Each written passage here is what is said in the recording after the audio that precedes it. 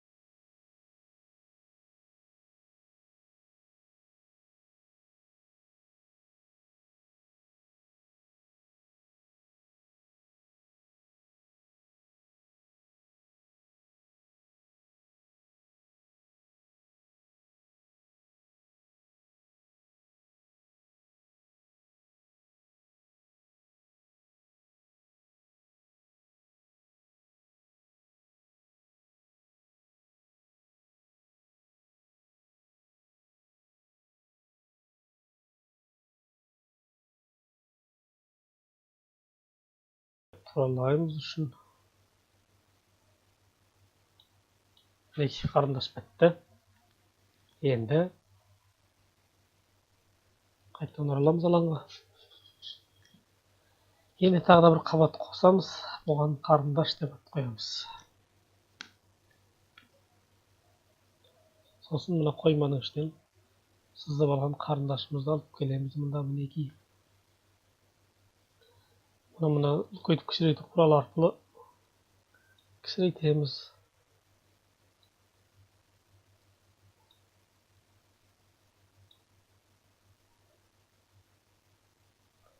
Сосын бұл жерде бір маңызды нәрсе бар, көңіл бөлетін. Мұнда мына уақыт центрді осы ұшына әкеліп қоямыз қарындашты. Енді мынаны тұрғызайық.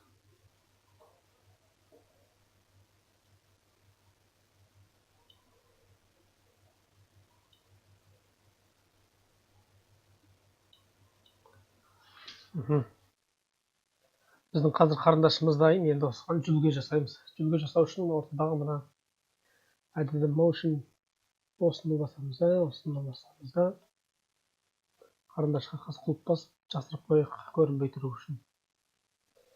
Енді бұған басқаша түспірейік көрінікті болу үшін. Енді үлкейтіп аламыз да.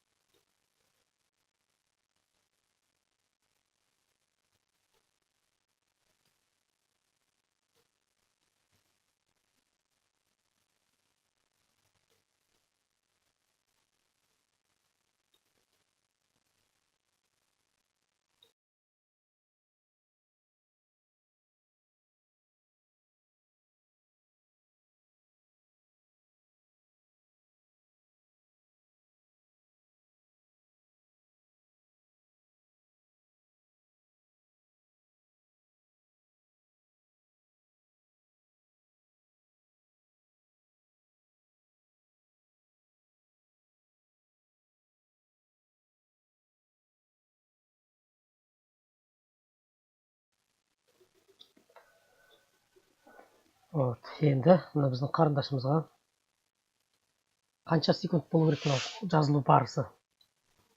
96-дан берген 96-шы орынға маңызды кескін береміз. F6-ны басамыз. Ал қалғаны мына үстіндегі жүлгеге F5-ті басамыз. Астындағы жазуға да F5-ті басамыз. Өйткені бұларда қимыл жоқ, тек қана қарындашта қимыл бар. Ал енді қарындашқа қимыл береміз. Қарындаш деген жерді бассақ, мынау қараяды. Сосын оң жағын басамыз. Create motion tree. Бірақ қазірше қарындасымыз қозғалмайды.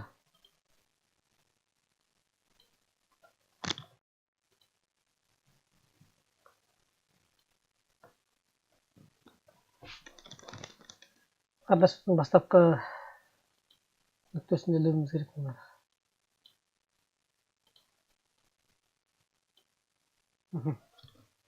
Ал соңғы нүктесін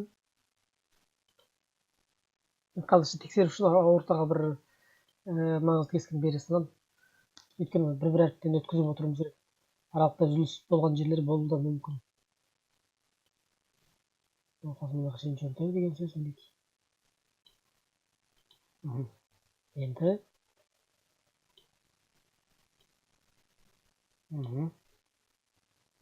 Енді өмір ағашын келіп жатыр. Мұнда бір көңіл бөлетін мәселе, мына біздің сызып алған жүлгеміз үзілмеу керек, арасында үзілген жағдай болмау керек.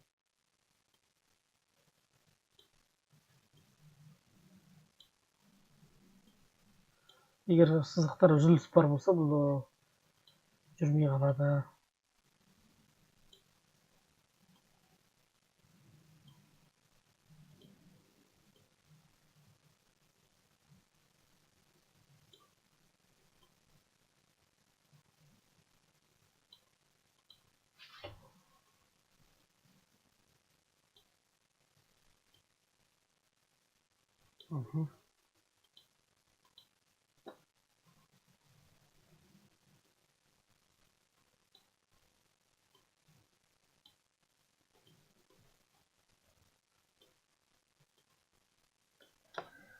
Ал енді көреміз. Мінекей. Жазуды ойлап қарындаш қазір жазып жатыр. Бірақ бұл бізге керекті өнім былай емес. Жалғастырамыз. Бізге керегі ең соңында мына қарындашпен бірге жазылып отыру керек. Жазудың түсі әдемі болу үшін қызыл түсті таңдайын.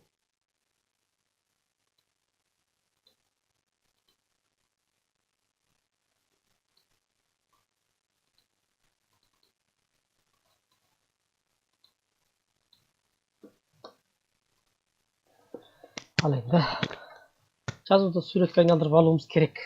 Оны қалай білеміз? Ctrl-B алдыңғы сабақтарда айтып кеткенбіз. Енді мына қарындаштың әрбір қимылын бақылаймыз.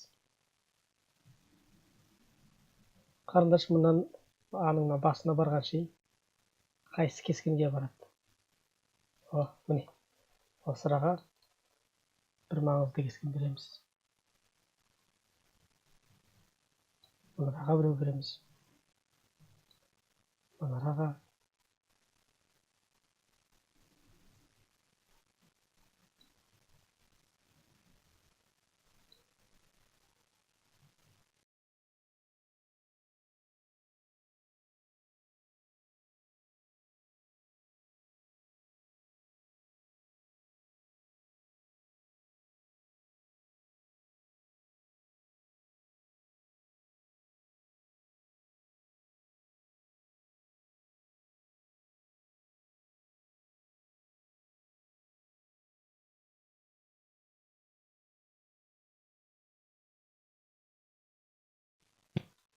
Ал енді біріншісінен бастаймыз.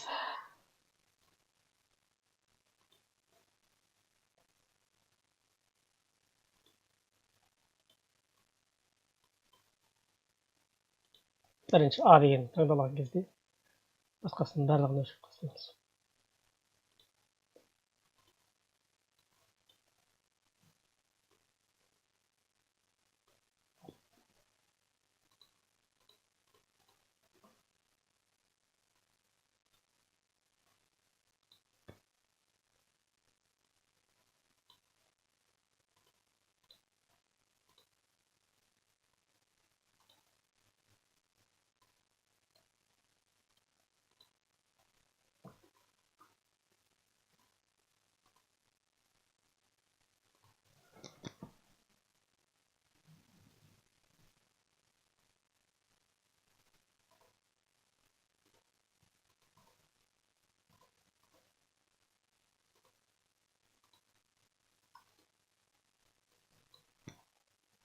әуел басталғанда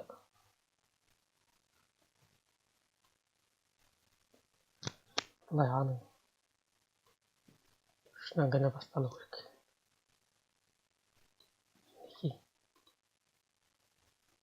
Енді мына екінші жағы сызылады. Ортасын алып тастаймыз.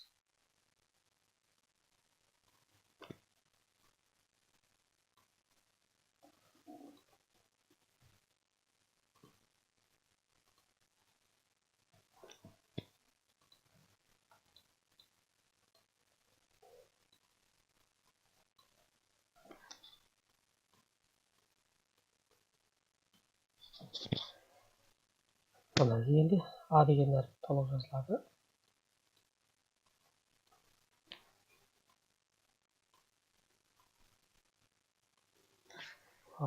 Енді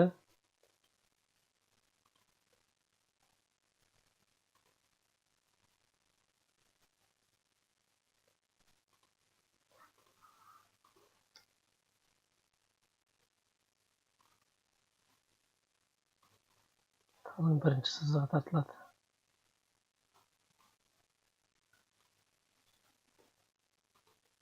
Сосын тағы жазылып болады.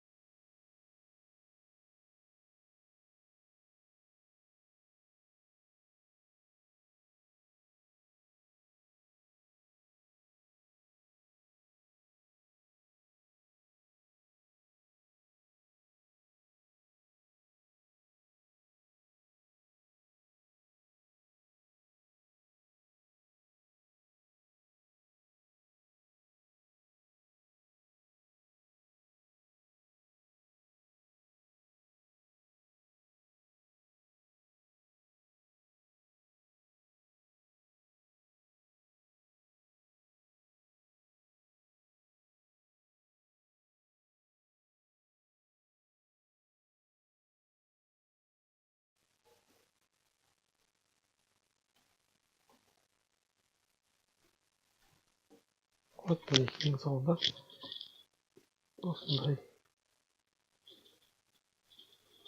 шығып шықты.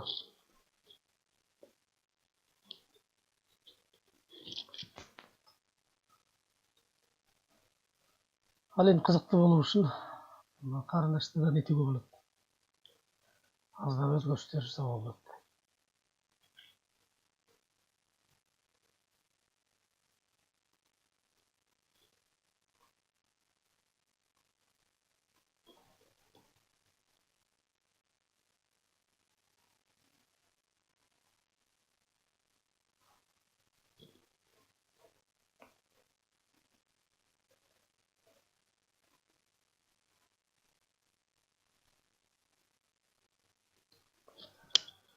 Бүгінгі сабағымыз аяқталды. Назарларыңызға рахмет.